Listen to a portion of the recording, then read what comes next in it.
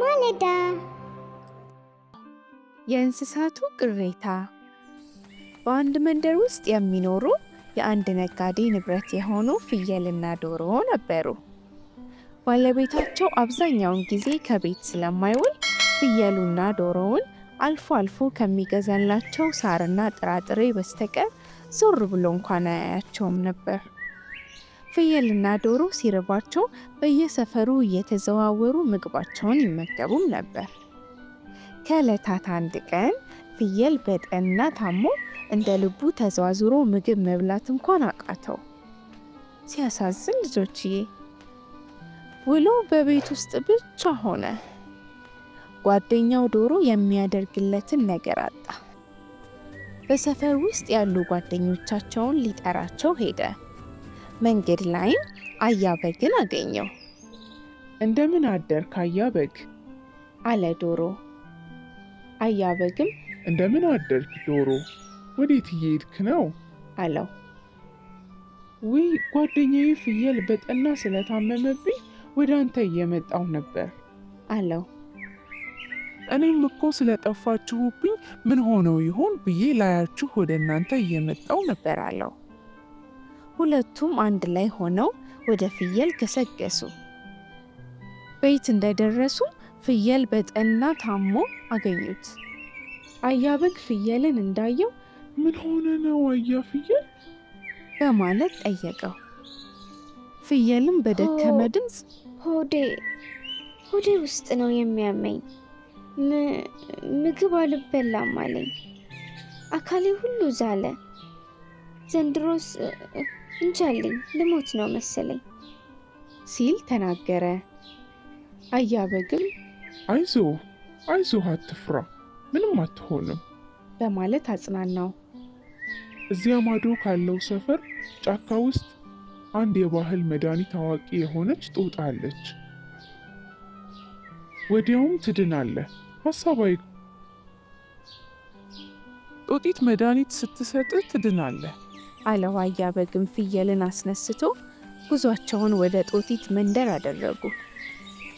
በመንገድ ላይ እየሄዱ ሳለ አያበግ ዶሮን ለመሆኑ ዘመዶቹ እና አያ ፍየልን መጥተው ጠየቁት በማለት ጠየቀው። ዶሮም አይ መጠየቅ፣ አንድ ቀን በዚህ ሲያልፉ ጥላ ስር ተኝቶ አገኙት። ምን ሆነ ነው ብለው ሲጠይቁት ታምሜ ነው አላቸው። እነሱም ሲያዩ ያመመህ ትመስላለህ፣ ሰውነትህም ከስቷል ብለው ጥለውት ሄዱ። እኔም እየተከተልኩ እረ ሐኪም ቤት እንኳ ውሰዱት ብላቸው በሽታው ይጋባብናል፣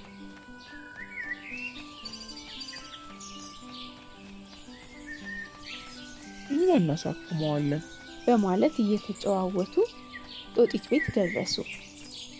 ጦጢት አንድ ልጇን ይዛ ለመጣችው ላም ምክር እየሰጠች አገኟት። ጦጢትም ላሟን እንደሸኘች ወደ እነሱ ጠጋ በማለት ፍየልን እየነካች ምን ሆኖ ነው የታመመው በማለት ጠየቀቻቸው። አያበግም ሆዱን ነው ያመመው፣ ምግብ መብላት አልቻለም አላት። ዶሮም ይኸው 3ኛ ቀኑ ነው ምግብ ከቀመሰ አለ።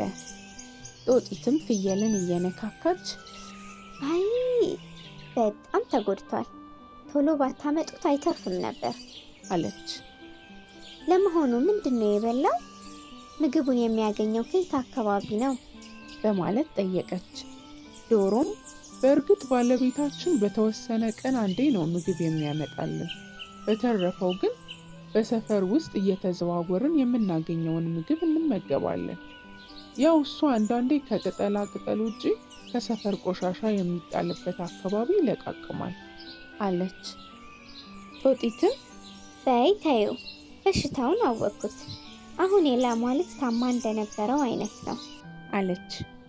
ከዚያም ጦጢት ዛፍ ስር ካስቀመጠቻቸው መድኃኒቶች መመራረጥ ጀመረች። አንድ የሚጠጣ መድኃኒት ይዛ ተመለሰች። ፍየልን ቀና በል፣ ይህን መድኃኒት ጠጣ፣ አይዞህ ጠጣ ብላ አጠጣችው። ፍየልም 3 በኃይለኛው እንትሽ አለ። ጦጢትም አሁን ይሻለዋል፣ አይዟችሁ፣ ሰሞኑን የብዙ እንስሳት በሽታ ነው አለቻቸው። በግና ዶሮም ጓደኛቸው እንዲሻለው ስላደረገችላቸው ጦጢትን አመስግነው ተሰናብተዋት ሄዱ ይባላል። እሺ ልጆችዬ፣ የዛሬው ተረቴን እንዴት አገኛችሁት? ምንስ ተማራችሁበት? እስቲ ለወላጆቻችሁ ንገሯቸው። ከዚህ ተረት የምንማረው ጓደኝነት ጥሩ ነው። በግና ዶሮ ፍየልን ከሕመሙ ታድገውታል።